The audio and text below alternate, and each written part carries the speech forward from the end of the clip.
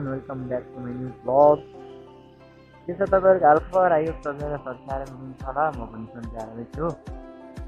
अनि यति बेला चाहिँ म सानो भ्लग बनाइदिउँ भनेर हिँडेको छु है।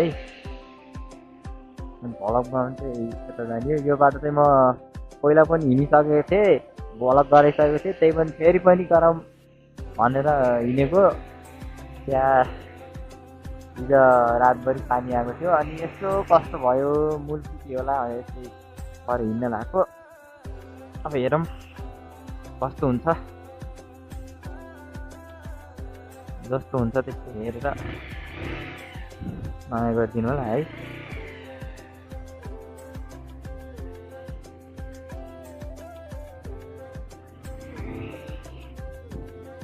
गाइस सबैजनाले भिडियो हेर्नुभन्दा पहिले सब्सक्राइब गरौँ है। त्यो चाहिँ भएको चाहिँ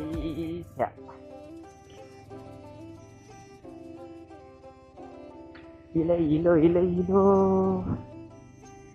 हेर्नुहोस् न कस्तो दामी देखिया चाहिँ।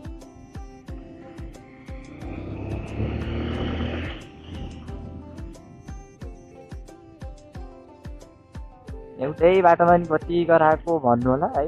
अब त्यस्तै छ, मुस्ताङतिर जान सकेन, अझै ढोरपाटनतिर जाने कुरा भएन अझै। त्यही भएर चाहिँ म यहीँबाट भ्लग बनाइरहेको छु, हेर्न सक्नुहुन्छ। सपौदेको खोला है, एकदम ठुलो बगिरहेको क्या अचल, अस्तिदेखि उता पनि बगिरहेको। यहाँ चाहिँ पुल छ तर पुरै माटोले भरिरहेको देख्न सक्नुहुन्छ। अब यहाँ चाहिँ यस्तो छ कि यहाँ त इन्जिनै झर्ला जस्तो हुन्छ, तर के गर्नु यस्तो छ कि यस्तो बाटोमा त बाइक चलाउनु त कसम यार लास्ट दुखाउँछ। त्यही पनि डबल लोड भयो त ठिकै हो, नत्र त काम छैन। यस्तो उफ्रिन्छ, डबल लोडमा त फेरि हरिन्छ मजाले, तर एक्लैमा त गाह्रो। त्यही पनि म जम्मा 50 किलोलाई त झन् उफार्छ एकदम।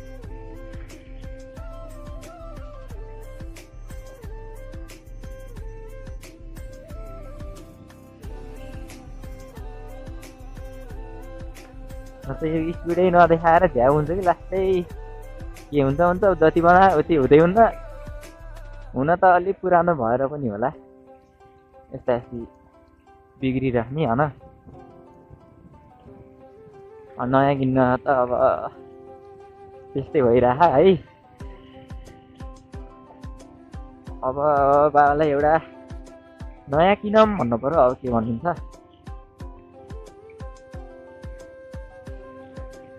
हिजोको पानीले बाटो एकदम यस्तो गराइदियो कि हिजो यति ठुलो पानी आएको र बाबा पुरा मूल फुटेर तपाईँले हातमा यही देखाउन पनि हो आएको है। ल यति चिसो हुन्छ कि यहाँको पानी, अनि कुरा त ओहो।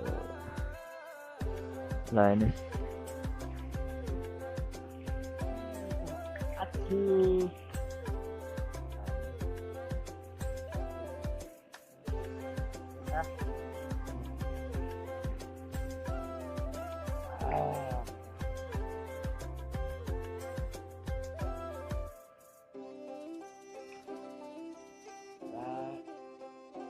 ला बगिरहेको मूलको। म चाहिँ यहाँबाट फेरि अब अगाडि बढ्छु है।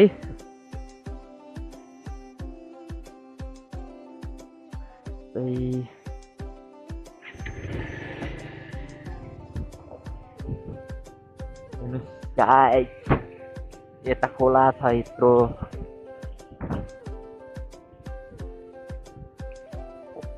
ल हेर्नुहोस् यसलाई भन्छ भुङ्गानेको खोला भन्छ है यसलाई चाहिँ।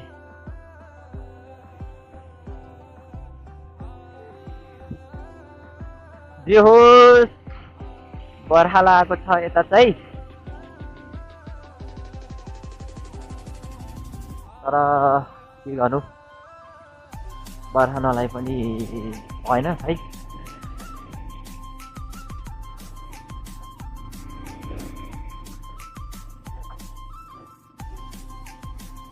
यता त हिजो त यस्तो ठुलो मूल फुटेको थियो नि,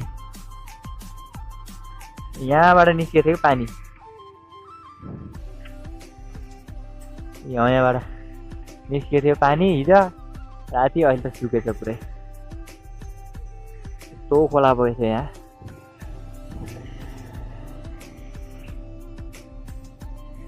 गाइस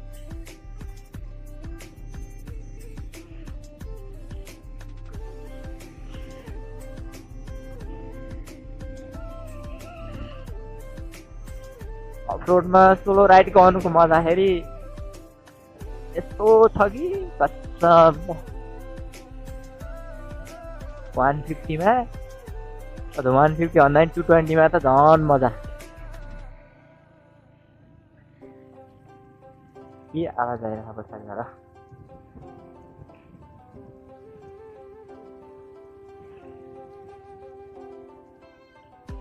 मेरो आजको चाहिँ यहाँबाट उता मात्रै जान्न, किनकि रात पनि पर्न लागिसक्यो हेर्नु, त्यही भएर म चाहिँ यहाँबाट उता जाँदैन। अब पछि जान्छु, यहाँबाट उता अस्ति नै गराइसकेको नि थिएँ यता त यो बाटो त, त्यही भएर फेरि गरौँ भनेर आएको।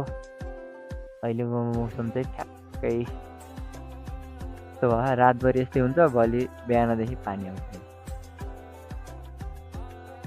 हेर्नु यो चाहिँ जाने भयो, त्यो माथिको सपौदे भयो, उता सुखौरा, त्यो धम्पु, उता भित्रीमा यो माझगाउँ, यो पञ्चौली, यता बाहुनडाँडा। यस गाउँ त धेरै जस्तो रित्तिएको छ, बसाइसराइ गरेर धेरै जानुभएको, तर त्यो सुखौरामा चाहिँ त्यति घर खाली चाहिँ भएको छैन है, भएको छैन। अब यता सपौदेमा नि माथि चाहिँ घर खाली भइसके, र सल्यानमा चाहिँ एकदम गाउँ रित्तिसक्न लाग्यो क्या, रित्तिन लागिसक्यो सल्यानमा चाहिँ।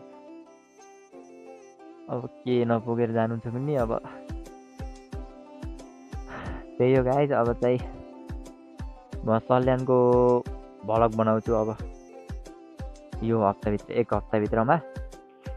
सबैजनाले साथ सपोर्ट गरी माया गरिदिनु होला है। ल त्यही नै हो। ल thank you so much for watching my short blog. सबैजनाले सब्सक्राइब गर्नु चाहिँ नभुल्नु होला है, सब्सक्राइबर चाहिँ एकदम थोरै छ, सब्सक्राइब गर्नु चाहिँ नभुल्नु होला है।